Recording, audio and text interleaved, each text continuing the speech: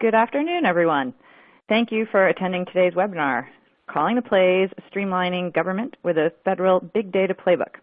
I'm Caroline Boyd. I'm the Director of Government Programs at Maritalk, and I will be your host for today's call and walking us through our slides and our questions with our panelists. First, I'd just like to make sure I thank ViON and IBM and Escolta, who have partnered with Maritalk on today's webinar and the report we're going to be discussing. So thank you very much. A few housekeeping notes on the front end here. I know that many of you on today's webinar will be receiving CPE credits. Please answer each of the polling questions that you will see throughout today's webinar. There will be 3. At the end of the webinar, please get in touch with Robin Tiberio. Her email will be on the screen. You should be able to see it now as well, but we will share that email again several times throughout today's webinar. Please contact her, and she will be able to provide you your CPE credit certificate for today's webinar.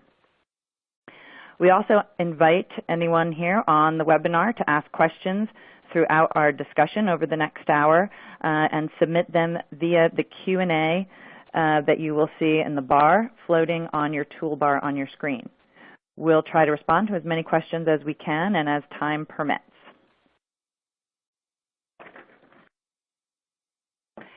As we dive a little bit into the content and what our objectives are for today's webinar, we're going to provide some of the highlights of a recent research study that Maritalk put out, Calling the Plays, the Evolving Role of the CDO and Federal Big Data. The report is based on a survey of 150 federal IT managers.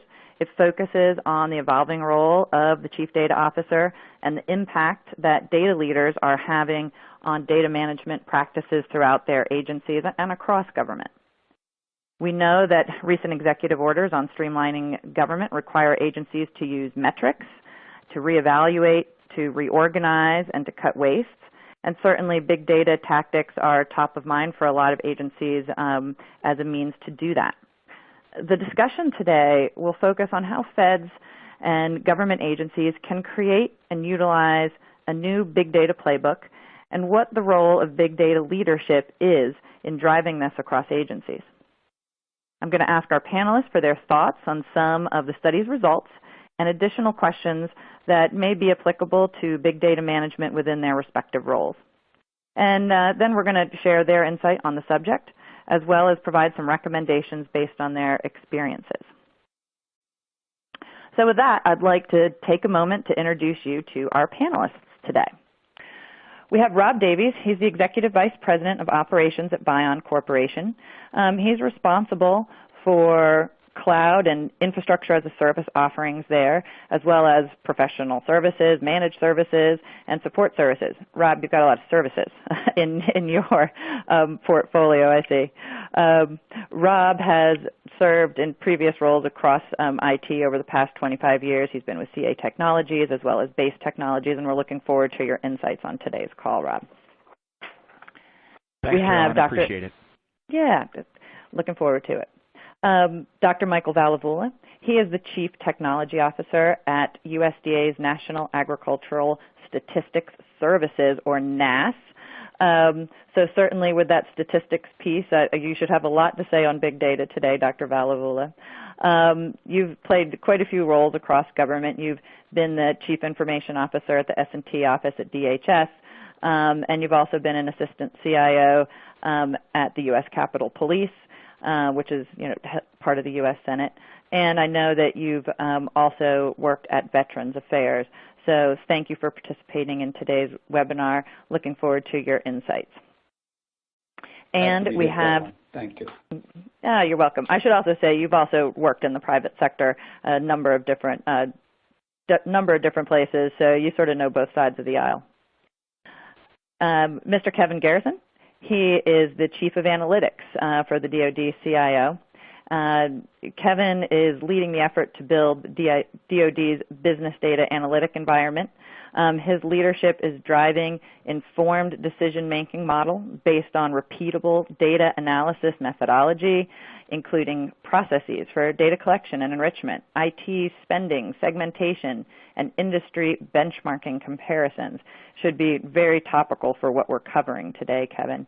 I know you've also worked at OMB on a number of the different stats, portfolio stat and tech stat, and I'm sure that experience plays well into what you're doing now. And of course, thank you for your service. You're a retired U.S. Army officer and attended the U.S. Air Force Academy. So thanks for joining us today, Kevin. My pleasure. And of course, I've only picked a few little pieces out of each of your bios, so I'm sure as we talk here over the next hour, you can fill in any of the blanks that I left. So we're going to jump into our first slide of report findings that I'm going to ask you each about. As you'll see here as we are breaking down big data, almost all federal IT managers say that their agencies are using big data, but that the majority of them would grade their master data management strategy as a C or below. And they've been identifying in this report a number of the challenges that they face as they're trying to put that data management strategy in place. You'll see here on the screen what some of those challenges are. So I guess maybe, Kevin, if you don't mind, I'll open it up with you. And if you could maybe share, just in your opinion, what have you seen as the greatest strategic challenges that agencies and different departments are facing as they're putting together their big data management strategies? I'll talk based on my experience in the department and my part of the department, because the Department of Defense is huge. I've been mainly working on the business side, but I've talked to plenty of other CDOs out there. I'm not a CDO, but people who are in this line of business with data. And there's generic challenges. One is data is siloed, and the people in the silo don't want to share. So there's always a challenge of actually just getting the data, which sounds simple, but it's not. We have in the department tons of legacy systems. If there's something running somewhere in the world, we're probably running it somewhere in DoD, whether it's a programming language or a piece of hardware. And so getting data out of those systems, even if the system owners are willing to share, can be a knowledge problem. A lot of programs are under-resourced, and they don't have the world-class database administrator to write the right query to dump the data out. So just the mechanics of doing this, because of skill sets, is an obstacle. Within the department, the way we do cybersecurity, the answer is no until you can get to yes. So there's a bunch of work to get to yes, to get the data out and then move it around. And then in some cases, the data is fairly large. Department's fairly big, so you can't dump it in an email and move it around, and it's large enough that it won't even fit on a DVD. So there's just the mechanics of even if you have management willpower to assemble a data platform that has a lot of data on it, just the mechanics of doing it, the difficulty should not be underestimated. All right, a lot of the literature you read makes it sound like you hook up System X with connectors to everything and miracle occurs. That's not been my experience. That part of it is very hard. The second part is data is kind of domain specific, so you have to engage with the domain's subject matter experts so that you understand what you're looking at and what that column means and what those value means and how data got put into the system, what process led to it. Sometimes you have the date said it was done on Thursday, but really was done 2 weeks ago on Thursday. You just put it in on Thursday. And that's the kind of little things you need to know to derive, as the slide says, actionable intelligence. You have to have a lot of knowledge about how the business processes in a specific domain work to generate the data that you're trying to assemble and squeeze value out of. And then to the other points in the slide here, the governance part can be a challenge, particularly when you're crossing the streams between, say, accounting data and personnel data. So the accounting people have their rules for how to do accounting data, and the personnel people have their rules for how to do the personnel data, where they have 5 columns in common, though they're named something different. getting agreement on what the normalized name is going to be can take some time. So the governance part can be a challenge depending on how many different streams of data you're ingesting from. And then a lot of this, based on talking to people, has a lot to do with organizational culture. If you're in, say, a highly regulated industry like finance, you're probably going to have to do a very step-by-step, very methodical approach to data governance and have documents about who sits on the review panels and who gets to make the decisions and conflict resolution. In other environments where you're trying to go fast, you may not have the luxury of having a lot of those meetings and you just want to get something done that works and then argue about it later. So part of the success factor is gauging the culture where you're trying to get this data thing done so that you take the right approach that's going to work within the culture of the organization you're doing it in. So, Michael, Kevin is, mentioning the challenge of the mechanics. Your thoughts? Yes, I totally agree with what Kevin just mentioned. In addition to what Kevin mentioned, we have challenges in defining the right business problem. What is that business problem that we are trying to solve with the data that is available or will become available? It could be internal or it could be external. How do we bring in the data, and how do we synthesize or corral the data into one place where we will be able to create some sort of analytical models to look into the data to see or cull knowledge from the data to make it actionable. So defining the problem itself is very hard because we need the business experts, and also we need the analysts, the quant folks who know how to deal with the data, how to analyze the data, how to pull the knowledge out of the data. And we also need the right people in IT, for example, the database folks and their involvement. They all need to work together, collaborating all these three groups. On top of it, then the governance comes in, and there are security folks who are saying, hey, that is privacy information. You need to deal with it differently. So we have all these different entities who has a particular look into the data, but it is very hard to bring them all together and synthesize them into one conceptual way of looking at data to bring in some sort of an actionable insight. So as we go into knowledge, we know what we do not know. We know what we know, then we do not know what we do not know. Quite often we are in the third category, that we really don't know what we do not know. We are trying to figure it out and come to some sort of an conclusion as to how we can cull some information to make it actionable. Those are all the challenges that one is experiencing dealing with this data. Right. So Rob, looking at it from the industry perspective, this idea of, we do not know what we do not know, and the challenges, what are you seeing as you're working with some of your customers across government, and how it relates to sort of Michael's last point here as well as Kevin's comments? Listening to Kevin and Michael talk about some of the challenges and some of the right ways to go about it. I can only second what they said in terms of when we look at a POC around a big data solution or a big data offering. Many of the things Kevin mentioned, come up about the access to the data, the data formats. Which can industry have access to that data when you're trying to, generate some outcome, some useful bit of information that could be actionable. So that's definitely an issue, as I think for all of industry, as they support the government and they have the different analytic solutions. You need data to run those POCs, and you need access to that data to show a valuable result or to confirm the outcome that you claim is possible. And so those are challenges.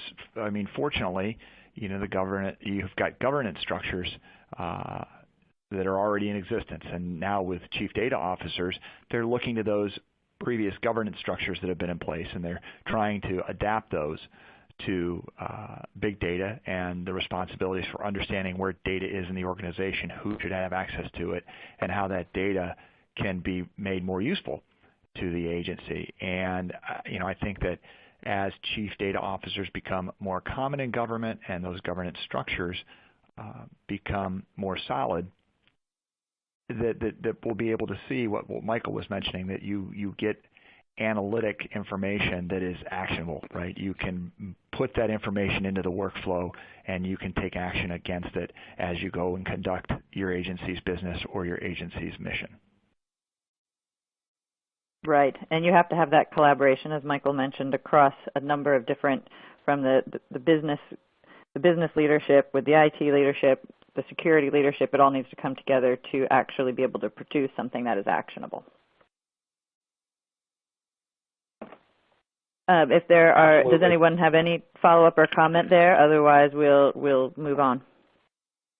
Just one addition. This is Michael. When Rob was saying POC, it is proof of concept for people who do not know what that stands for, because sometimes we throw in this, abbreviations, and not everybody knows what it means. It is proof of concept, just the pilot experiment you do to identify what type of information you get from data, just to add to what Rob just mentioned.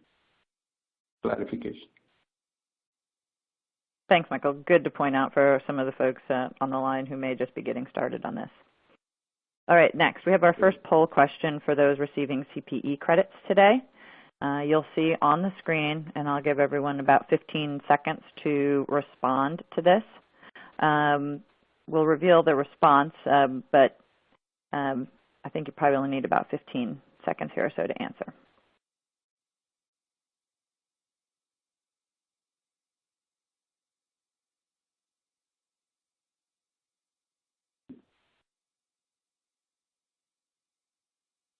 Okay.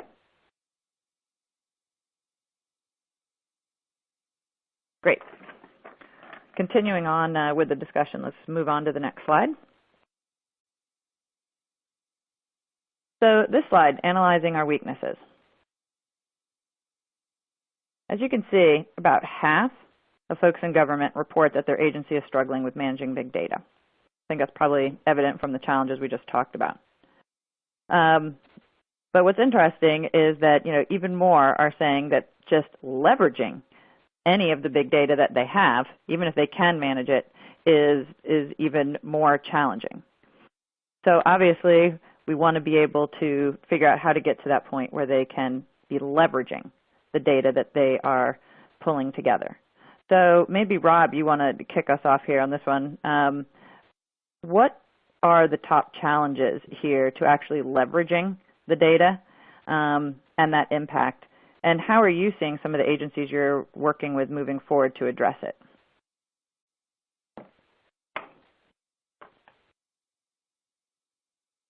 I think that when you look at the challenges when you've gotten into a production environment and you're working together to bring the results of a big data solution into play and moving it into production for your customer, for the agency,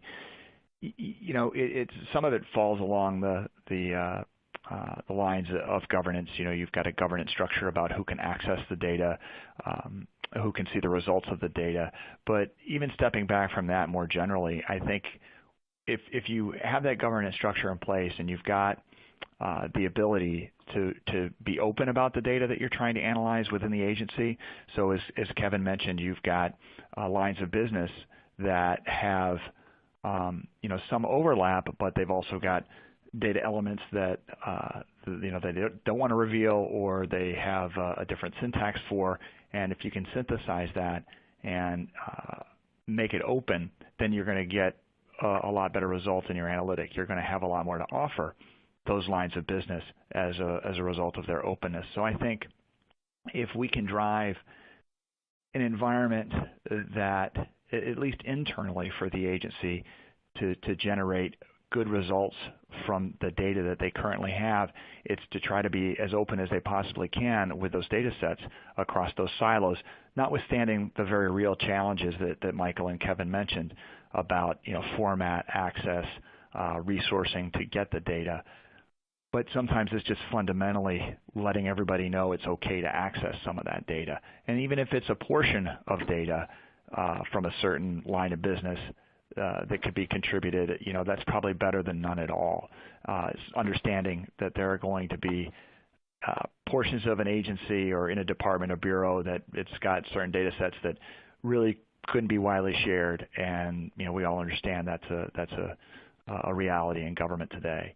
So I think that openness of data is a really important fundamental concept to work into practice to generate the most valuable result you can as quickly as you can when agencies move to bring analytics into their workflow. One of the things I think about often is that you can do a lot of pilot programs and you generate some interesting results, but the real value is when you can bring that analytic workflow into the production workflow itself, and so those analytics then are improving the production workflow for your agency and giving you better results, and then you're analyzing those better results to constantly improve the output of your data, the output of your service, the output of your mission. So I think it's that fundamental openness of data that's really important. So Kevin, the openness of data is Rob's point here.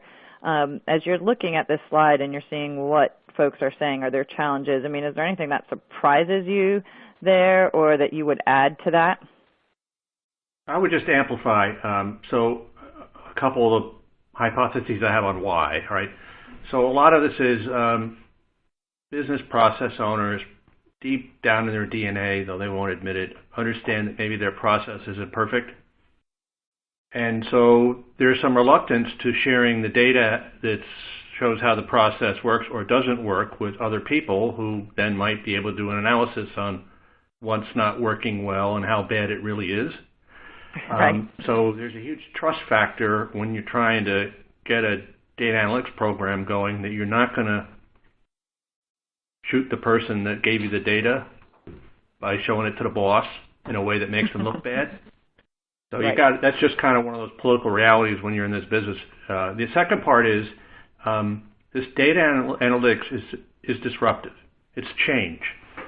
Right? So change and all the associated literature with the difficulty of implementing change, you bring that baggage with it. So you have the difficulties, mechanical difficulties of getting the data and understanding the data, plus the change management leadership issues that come with trying to do something disruptive.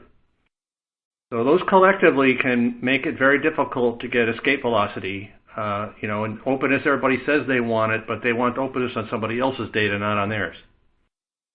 So there's some human behavior part that makes this stuff harder than maybe it should look in the abstract, but practically, people aren't interested in having the data analytics reveal that they've got 30 extra people working on their staff and that they could go away when their bonus pool is driven by how many people are on their staff.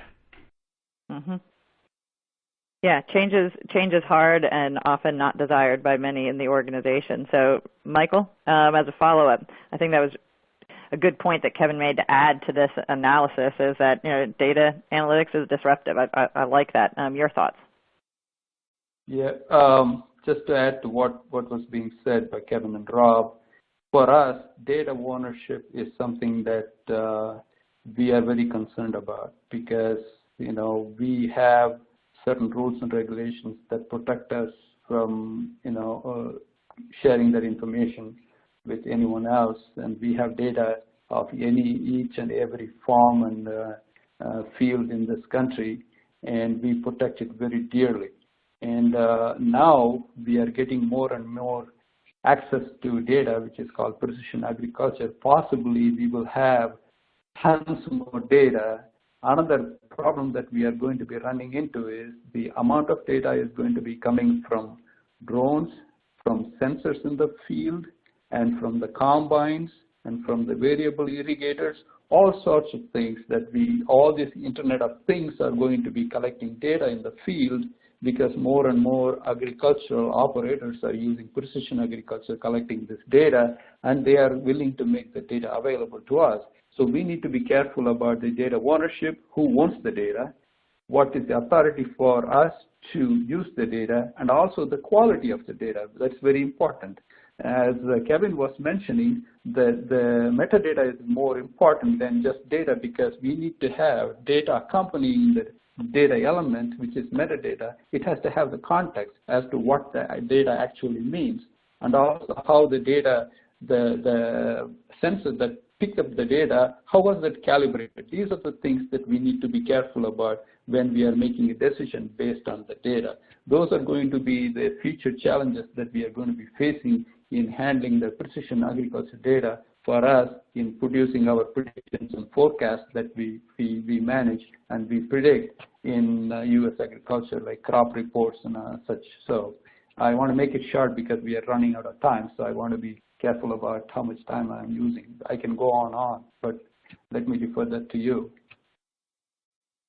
So Kevin or Rob, any response there on Michael's point about data ownership? Well, that's always a problem, all right? And then it brings in that other stuff of that one of the governance challenges that's hard is who gets to see what. Because you make it too complicated, then it doesn't scale. Mm-hmm. You're usually doing that by user groups, like this group of people are allowed to see that many columns, a few other people see them. This is a generic problem. Bank of America has this problem because you don't want everybody looking at everybody's salary because it's super sensitive, right?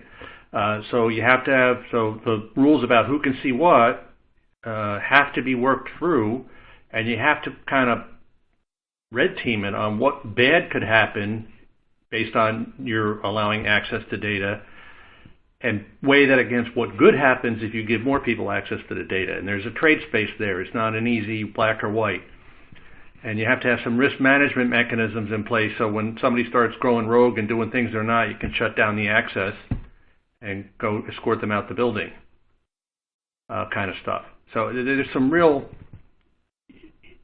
you have to be careful about doing this stuff because while it has great potential value, it also has great liability potential too.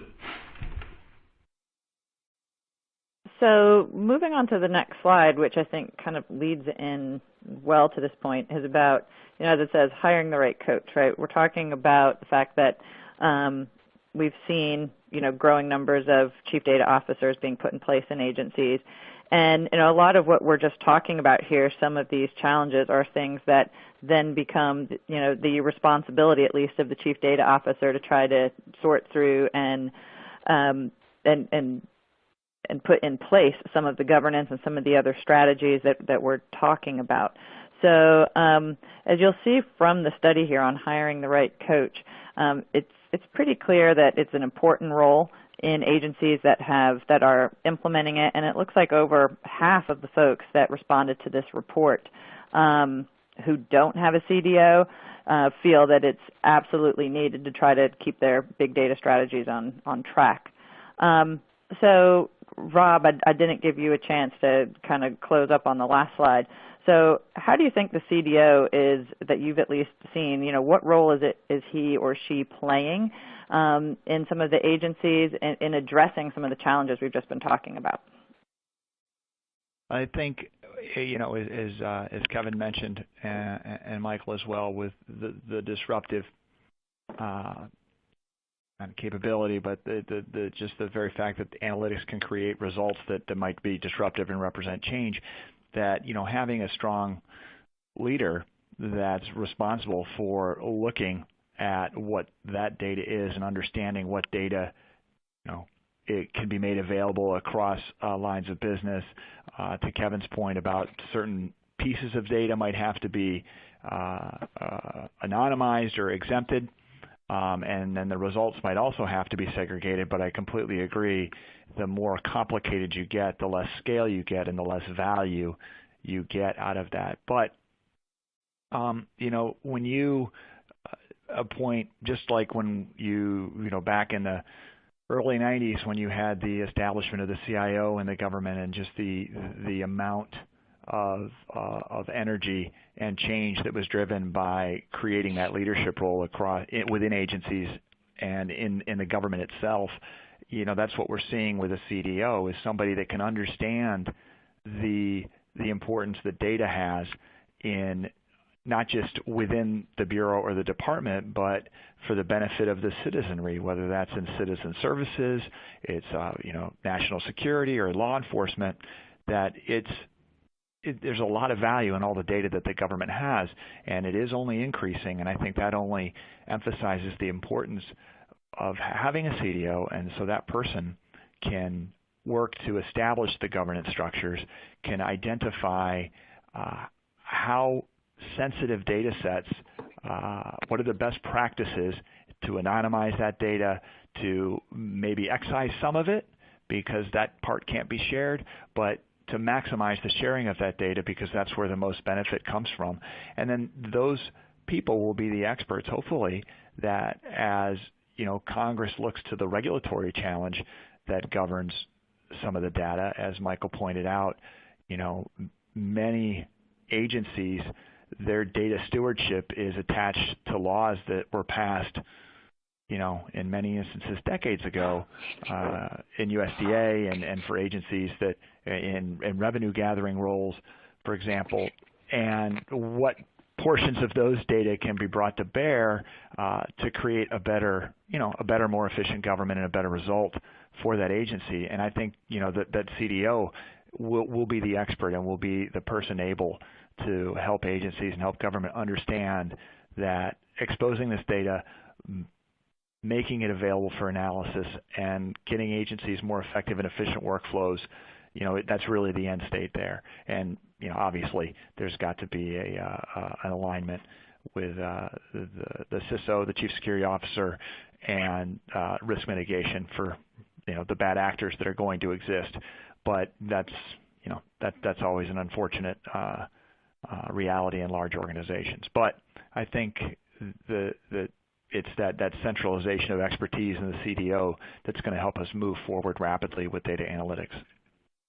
Sure. So Michael and Kevin, while neither of you have CDO as your title, you're both playing leadership roles in this area.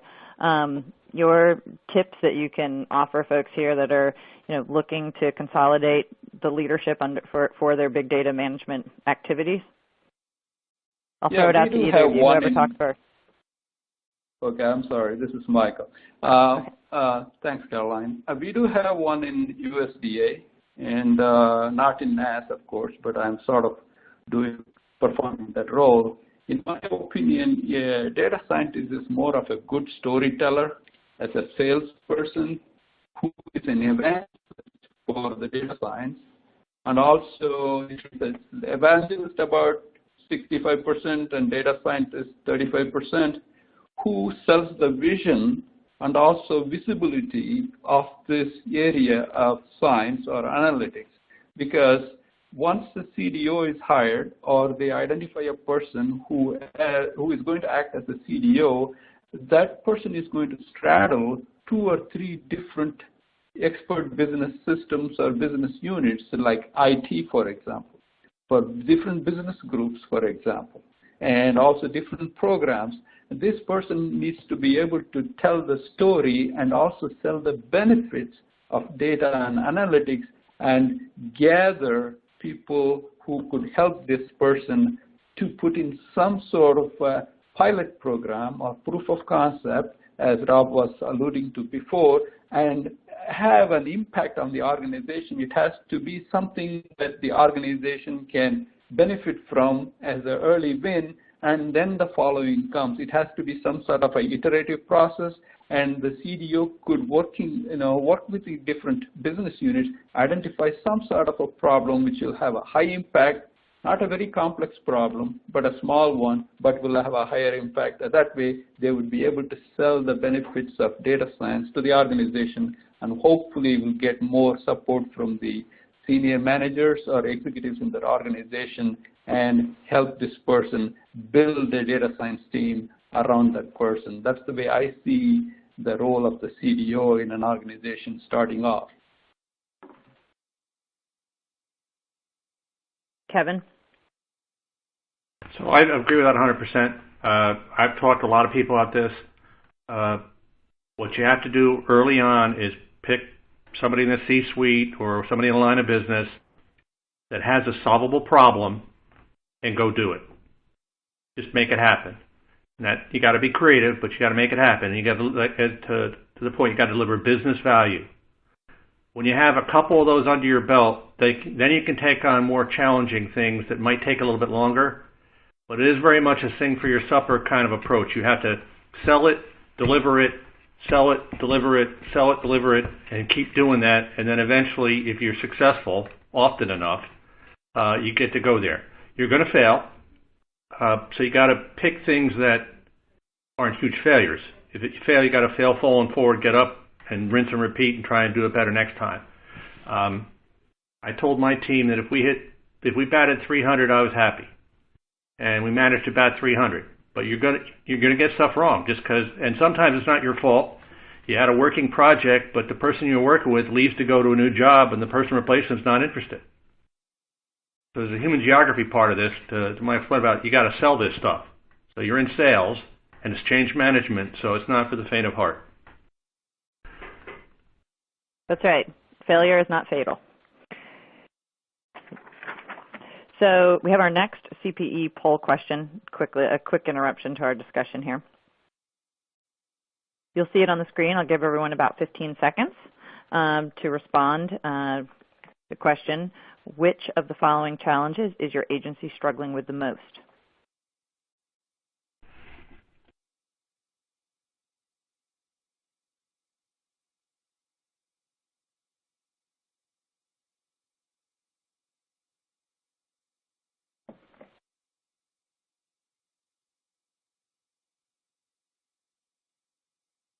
Okay.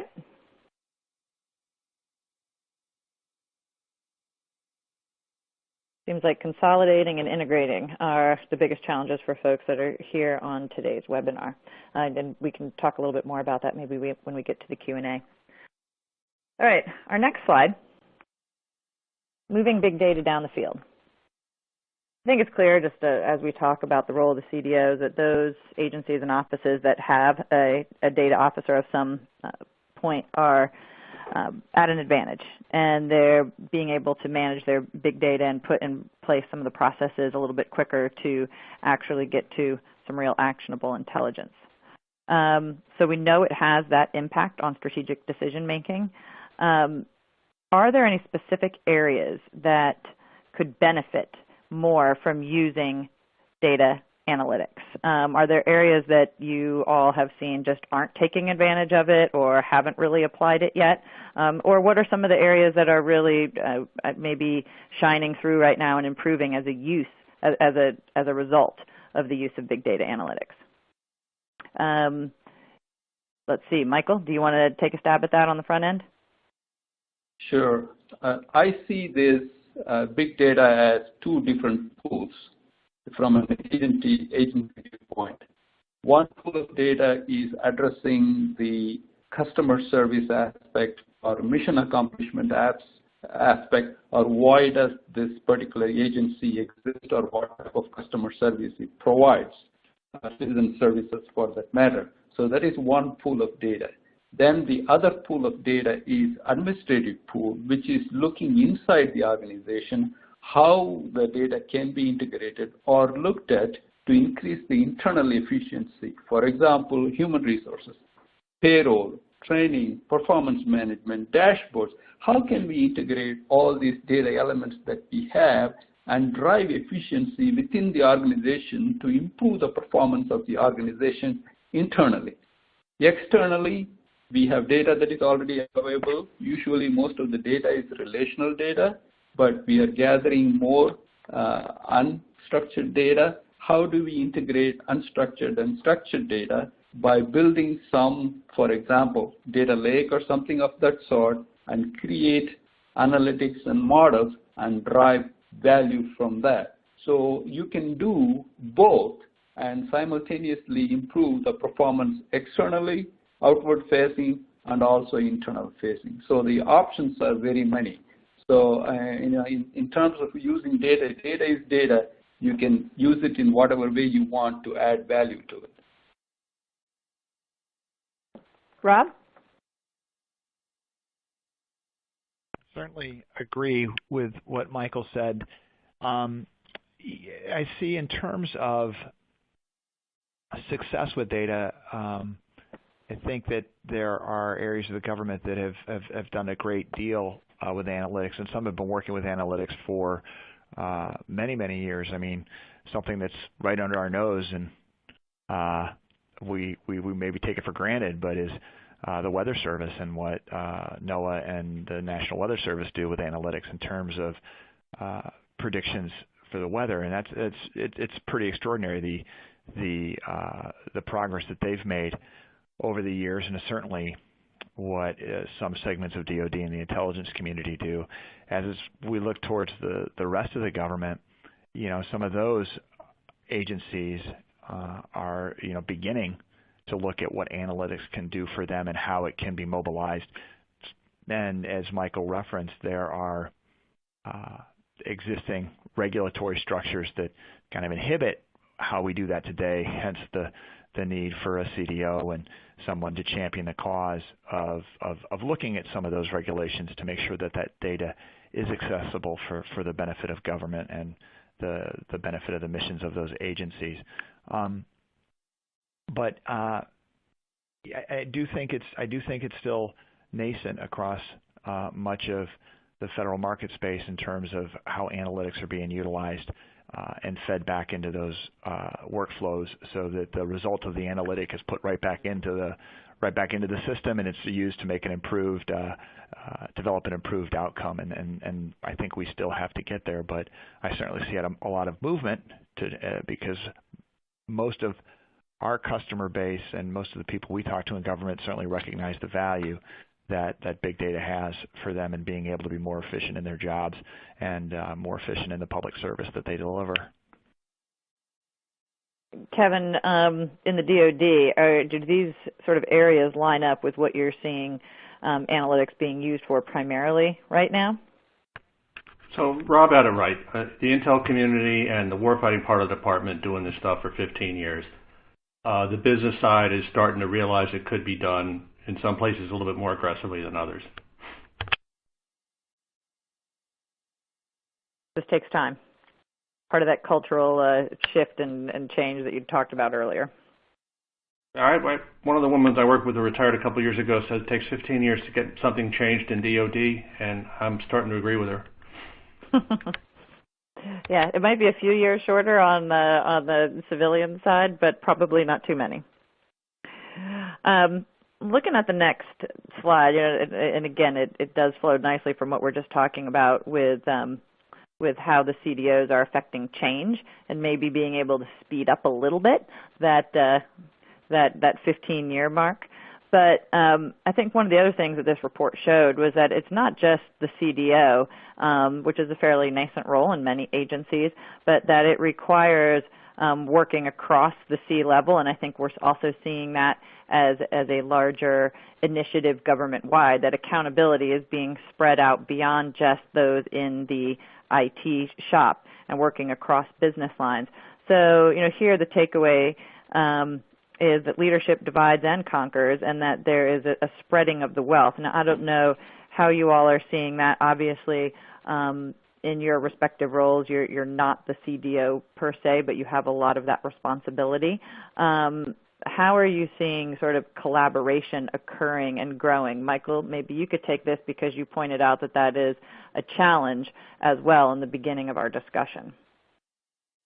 Yeah, CIOs are expected to manage the operations efficiently usually because they are all mission focused. Usually when they get questions from the administrator or the director or something, hey, why did this thing did not work? So the CIO's focus seems to be more on the operations than on the strategic aspect of it. But this way, having a CTO or CDO, they may be able to offload some of the strategic aspects of their business to these folks and work with them and help them come up with some strategic plans, like, as Gartner says, that is like a bimodal IT aspect. So you keep your lights on, that aspect of that process, the CIO takes care of it. The CDO has this, strategic way of looking at things and coming up with new way of doing this business. Maybe like Rob was and prove that this concept really works. It is going to add value and show small successes and not overpromise, and see that organization will new strategy and sort of let them forget about the old way of doing business and look at new way of modifying or evolving into analysts or data-based organization. That is basically the digital transformation that organizations are looking for. It's going to take some time, but the CDO and CTO can facilitate that and help the CIO move the organization forward. That's the way I see the relationship between CDO and CIO to work together. So it is going to add value to the organization either way. Kevin, any additional thoughts there? So I would just add a few things. One is I've talked to a lot of people about this because I thought it was just me.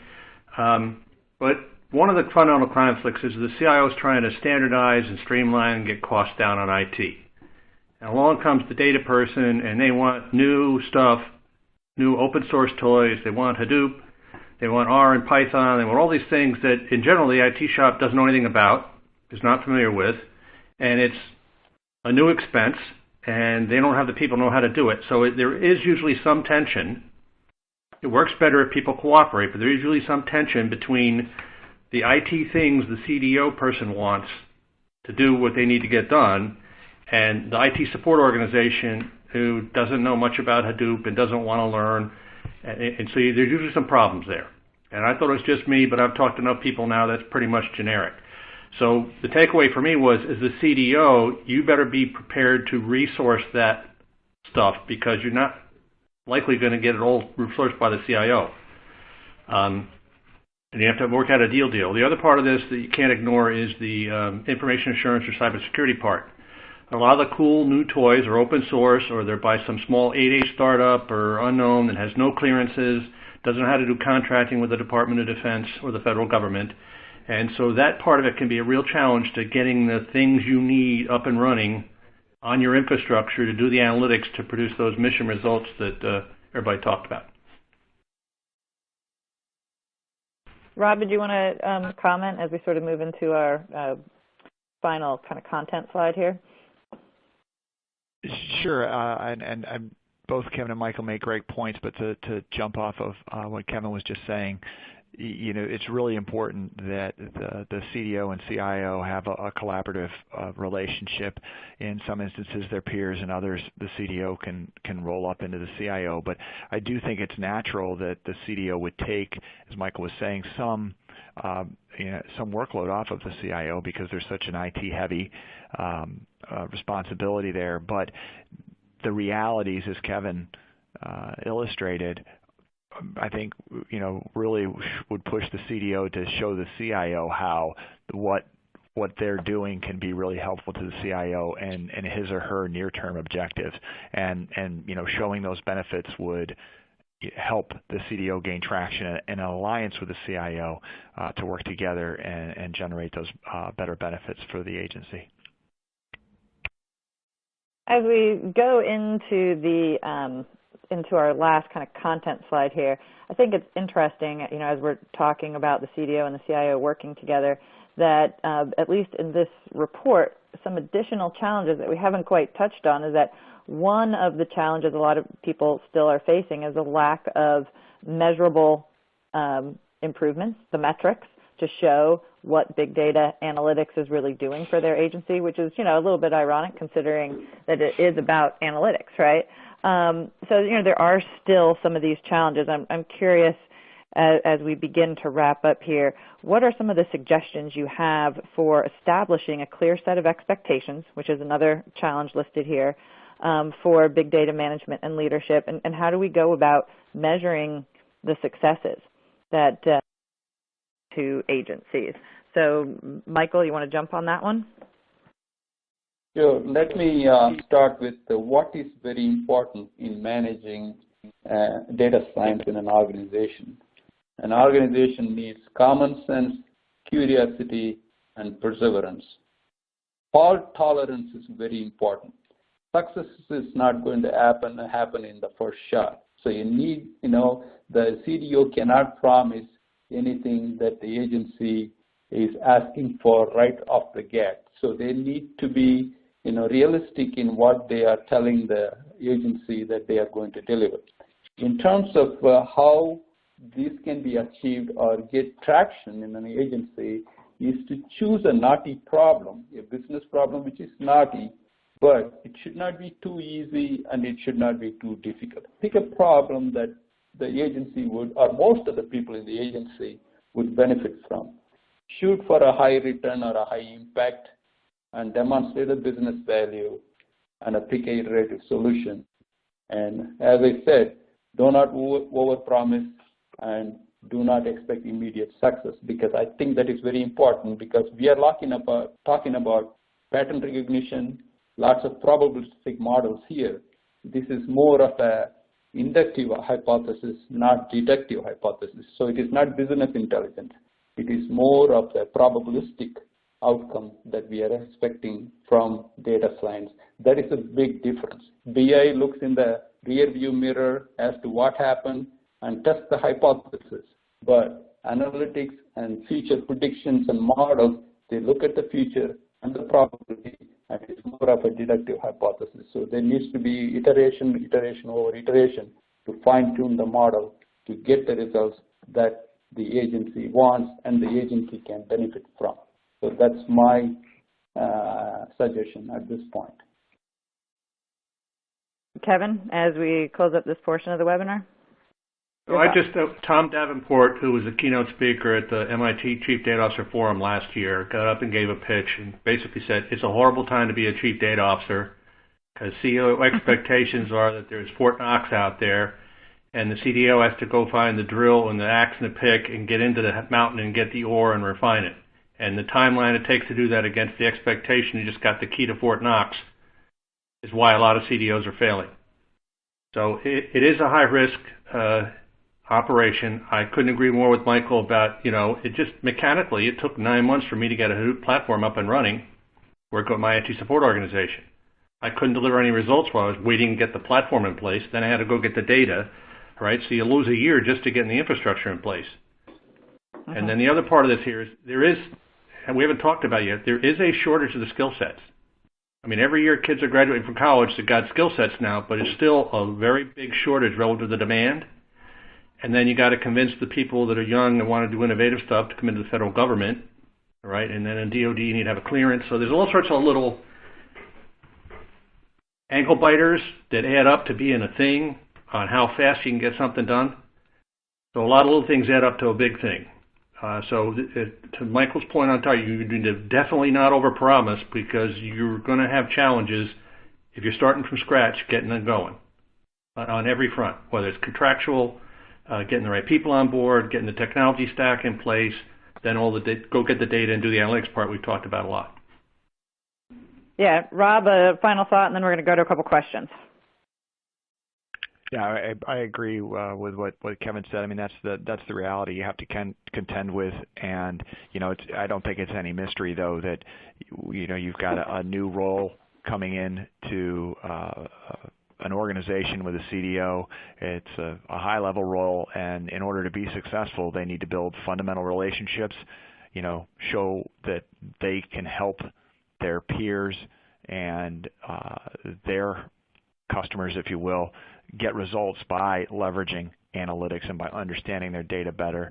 And if you're going to make a big promise, you better be able to deliver right away, or the credibility will be out the window. So making I don't want to say a quick win. That's a little cliched, but something that's achievable and beneficial for the parties involved that have to resource it. To show a good result is that's fundamental to any rapidly changing environment. Great, thanks. And yeah, there were a couple things we haven't had a chance to get to, but there's a couple questions here that might allow us to do that. Before I throw out the first question, our final poll question will appear on the screen for those getting CPE credits. Please answer it. I'll give you about 15 seconds.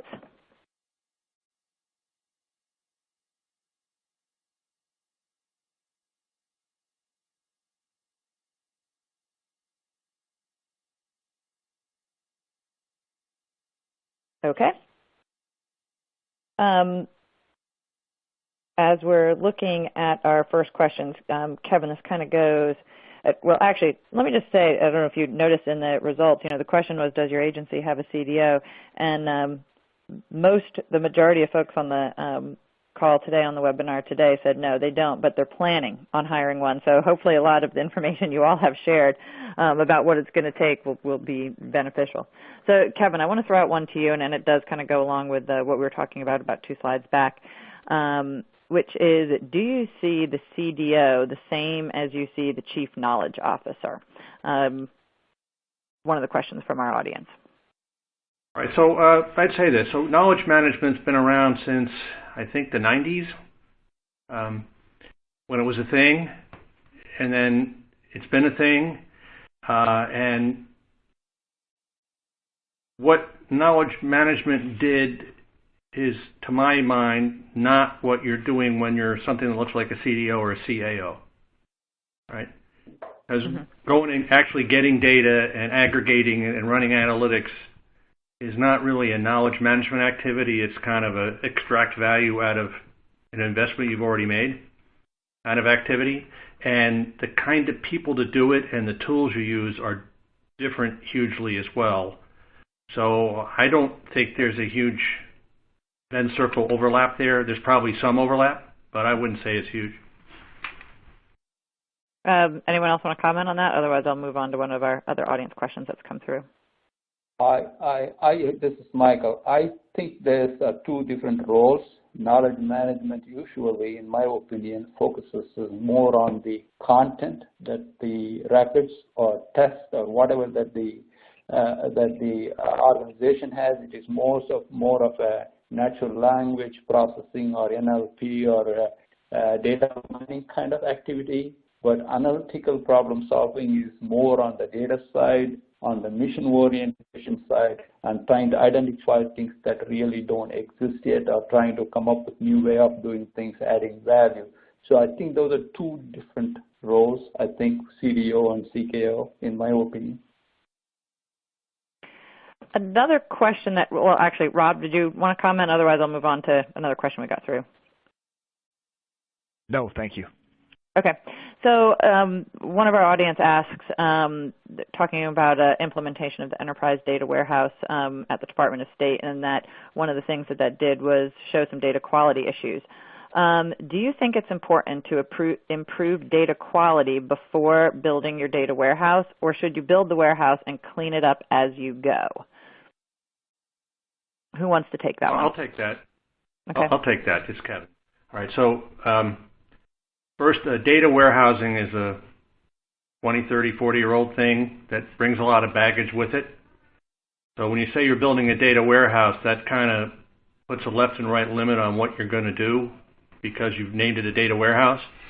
If, however, you call it a data lake or a series of fish ponds, however terminology you want to use it, that gives you a little more flexibility in what you want to do.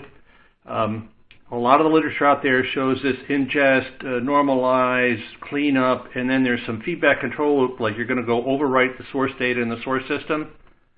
I have never yet found that happening anywhere. I've talked to a lot of people. You're never going to get the source owners to overwrite data in their system that they own with data you've curated. It's just not going to happen. So when you say data clarity, what you're going to do is you're going to clean the data up in the place you're aggregating it.